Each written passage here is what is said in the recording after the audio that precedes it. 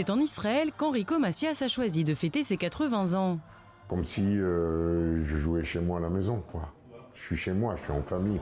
Chantez pour le Seigneur, chantez pour le chantez sur les toits, chantez la mémoire. Un événement qu'il a célébré en grande pompe avec une tournée dans tout le pays accompagnée d'un orchestre, le Symphonette Orchestra Ranana. Romain, l'enfant perdu. Be'er-Sheva, Tel Aviv, Ashkelon, Netanya, Petar Tikva, les spectacles se sont enchaînés et à chaque date, le public était là. Dans mes spectacles, les gens peuvent venir d'horizons différents, mais j'arrive à les rassembler par ma musique. Enfants de tout, pays tendez vos mains, meurtri semer l'amour et puis donner la vie. Dans ces chansons, on retrouve souvent un message de paix, d'amour et de solidarité.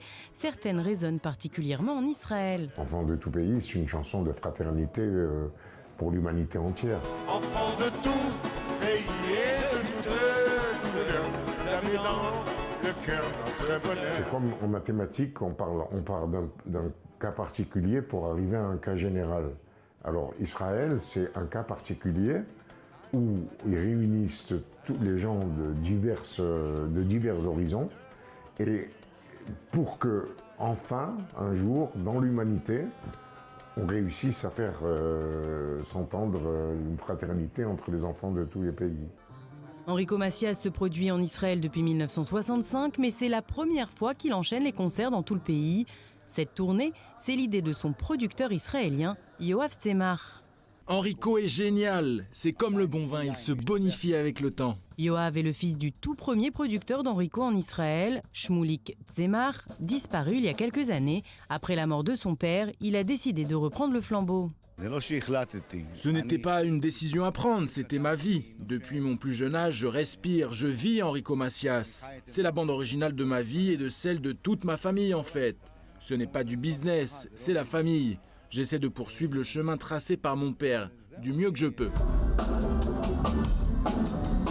Depuis de nombreuses années, Enrico travaille donc avec sa famille de cœur, mais aussi avec sa vraie famille. Son fils Jean-Claude est aussi son directeur musical. Au début, c'était assez difficile parce que vous savez comment c'est chez nous, le père, c'est moi qui dirige tout, mais quand je me suis aperçu qu'il dirigeait mieux que moi-même, j'ai compris, j'ai intégré dans ma tête la philosophie de dire, pour être efficace, il faut que je sois à son service. Alors j'ai été à son service, et pendant le temps où on travaille ensemble, c'est lui mon père et c'est moi son fils. C'est pas un langage entre père et fils ou entre fils et père, c'est un langage entre musiciens. Tiens, on pourrait faire ça comme ça. Tiens, qu'est-ce que tu penses de ça?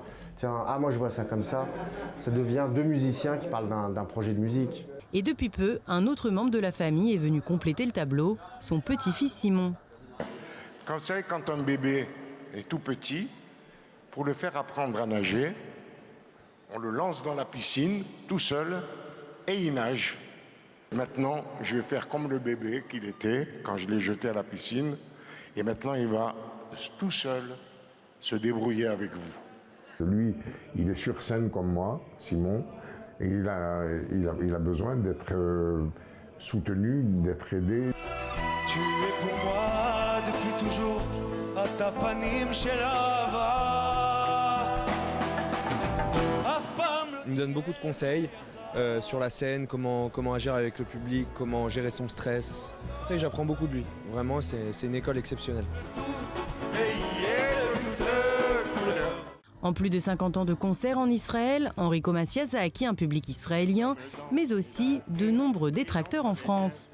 Bien sûr que je suis menacé, bien sûr qu'il y a des gens qui font des commentaires très désagréables à mon sujet, mais tout le monde connaît ma sincérité pour la paix, parce que je ne peux pas renier mon peuple.